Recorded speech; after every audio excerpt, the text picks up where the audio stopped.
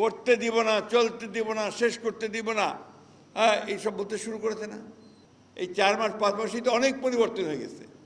কাজটা তো এত সহজ না, এত তাড়াতাড়ি হয় না। আরও ধরে চেরাগ তো নাই কারো হাতে।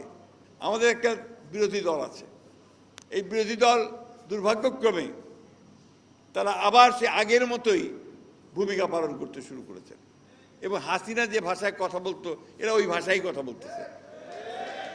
করতে দিব না, চলতে দিব না, শেষ করতে দিব না, হ্যাঁ এইসব বলতে শুরু করেছে না। টার্ম শেষ করতে দিব না, পারবে না। আরে বাবা, হয়েছে তো মাত্র 4 মাস 5 মাস। এই 4 মাস 5 মাসেই তো অনেক পরিবর্তন হয়ে গেছে, বহু পরিবর্তন। একটা ধ্বংসপ্রাপ্ত অর্থনীতিকে টেনে তোলা শুরু হয়েছে, একটা বিপর্যস্ত আপনার প্রশাসন তাকে ঢেলে সাজানোর চেষ্টা করা হচ্ছে, চেষ্টা শুরু করেছেন। কাজটা তো এত সহজ না, এত তাড়াতাড়ি হয় না। আরও ধরে চেরাগ তো নাই কারো হাতে, অথচ তাদের ভাষায় যে এই মুহূর্তে হতে হবে। আপনার তেলের, আপনার গ্যাস আর আপনার জ্বালানির সমস্যা হয়েছে। আওয়ামী লীগ 15 বছরে একটাও আপনার গ্যাস বা তেলের খনি আবিষ্কার করার চেষ্টাও করে নাই, এক্সপ্লোরেশন হয়ই নাই। আমাদের একটা প্রতিষ্ঠান আছে বাপেক্স, যেই বাপেক্সকে দিয়ে আমরা এই গ্যাস বা তেল আহরণ করার চেষ্টা করি, খোঁজার চেষ্টা করি, কূপ খনন করে। সেটা তারা একদম পঙ্গু করে রেখে দিয়েছিল, সেটাকে আবার চালু করা হয়েছে। বিদেশের প্রতিষ্ঠানগুলোকে আমাদের এখানে গ্যাস খনন করবার জন্য টেন্ডার করা হয়েছে, সেগুলো আসতেছে। আপনার এই যে তেল আর গ্যাস, এটা বিদেশ থেকে আনতে হয় জাহাজে করে এবং সেখানে বিলিয়ন বিলিয়ন ডলার খরচ হয়।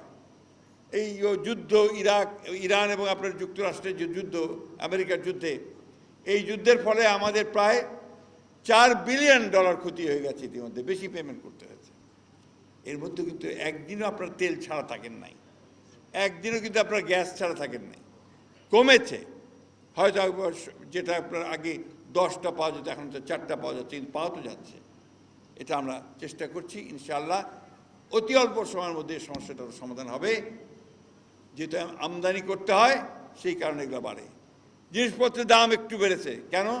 যেগুলো আমদানি করতে হয় ওই জাহাজের ভাড়া তো বেড়ে গেছে, সব কিছুই বেড়ে যায়। যখনই আপনার বাড়ে তখন সব কিছু বাড়তে থাকে, ফলে এই সমস্যাটা আসে। তো এইগুলো জিনিস তো বুঝতে হবে, না বুঝলে তো আপনার এইভাবে হবে না। আমাদের দেখতে হবে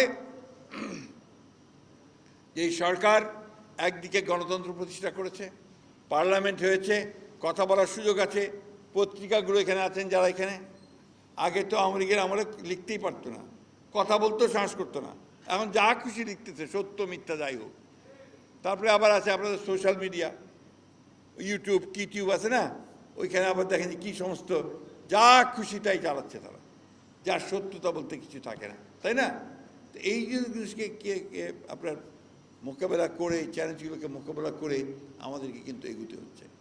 আমরা আল্লাহ তাআলার কাছে আমরা ওয়াদাবদ্ধ যে আমরা আমাদের যথাসাধ্য আমরা চেষ্টা করব দেশের উন্নয়নের জন্য, এটা আমরা প্রতিজ্ঞা করেছি।